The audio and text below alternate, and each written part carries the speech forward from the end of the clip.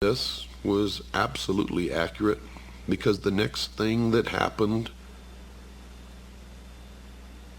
was that this new gift, this intellect, and this original thought led to the murder of another primitive human being. In this case, of the tribe that had not been given the gift of intellect, did not have the ability to use a bone as a weapon because they had not made the connection. And you watched in the symbology of that movie the murder of Abel by his brother Cain. And you watched as he threw the bone up into the air, and the progression of the use of the gift of intellect led you to a space station spinning around the earth. And then the story began of man's journey toward illumination. And everything in that movie was a symbol for something else. Now the audience sitting, who are what the adepts or the initiates call profane, did not understand what they saw. They thought that it was really about a journey into space by an astronaut or a group of astronauts, and the bad things that happened to some of them, and one survived. And none of them understood the significance of the obelisks, the monoliths, one on the moon, one in orbit around Jupiter, and the ultimate transformation of the astronaut into a giant fetus floating in space.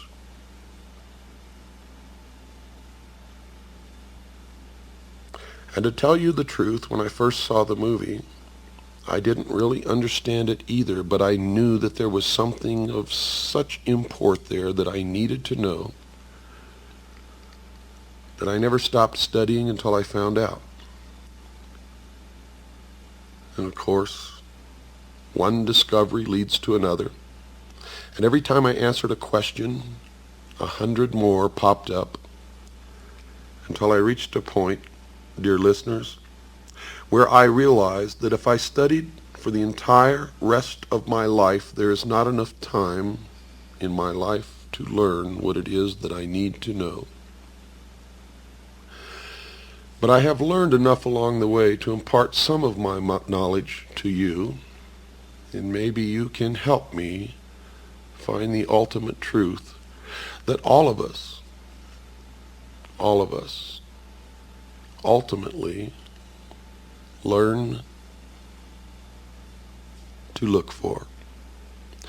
Although not all of us ever realize that we are looking, and most of us never even understand what it is that we are looking for, but some of us do understand that we are looking.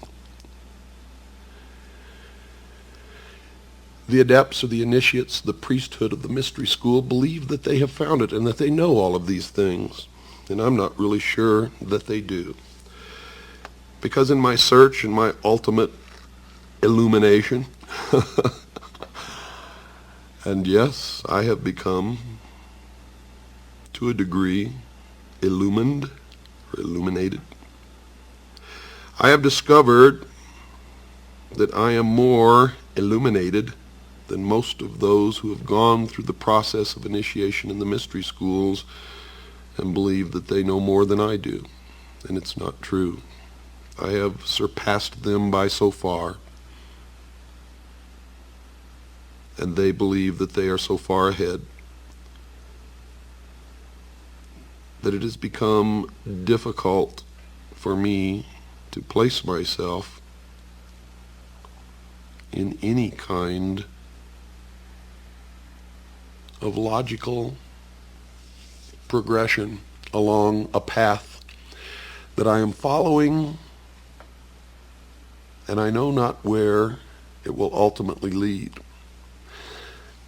But I know that many have been misled along this path and are worshiping the fallen angel that we know as Lucifer. Many believe that Lucifer and Satan are the same. Many people believe that they are totally different entities and that Satan is evil and Lucifer is not. But Lucifer rebelled against God according to the Bible and was expelled from heaven and flung to the earth to be the master of the material world, the master of the earth. Now, if Lucifer is indeed Satan, how this transformation took place, I am not wise enough to know. If they are different, then I have not yet discovered where Satan came from if Lucifer is not Satan. Now, there are people who have professed to know the answers to these questions and have sat down and we have talked for hours. And I still am not sure that they are right or that they are wrong. And I'm still looking for the answer to that question. But I do know this: ancient man witnessed something that he described in his oral history and in his writings. And it could probably be called the first UFO sighting in the history of the world. How art thou fallen from heaven, O Lucifer, son of the morning star? Now notice, Lucifer was called the son of the morning star. He was also called the morning star. And there is a great mystery here, because Christ also called himself the morning star. Now, how all that fits together, I do not know, but I have been told by those who have been initiated in the mystery schools that Christ and Lucifer are one and the same being. However, I cannot bring myself to believe that. What you believe, of course, is your own business and is not my intention to make you believe anything, but rather to impart to you what I have learned over many, many years of study into the secrets of those who worship the ancient mystery religions in secret for thousands of years. For you see, that monkey who sat there squatting on his haunches in the desert, striking the earth and the pile of bones with this great thigh bone, was the first priest of the mystery schools. And it was this first priest who then began to initiate others into the secrets.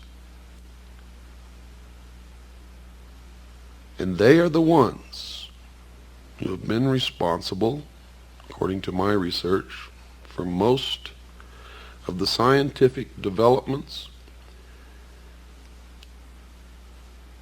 and the forward movement as far as material progress goes of the human race. For they were the learners. They were the ones who developed science. They were the ones who hid their developments and used their science and their knowledge and their secrets to govern others. Usually not as kings, but as advisors and as priests, and in all actuality, the powers behind the thrones in ancient times and even today.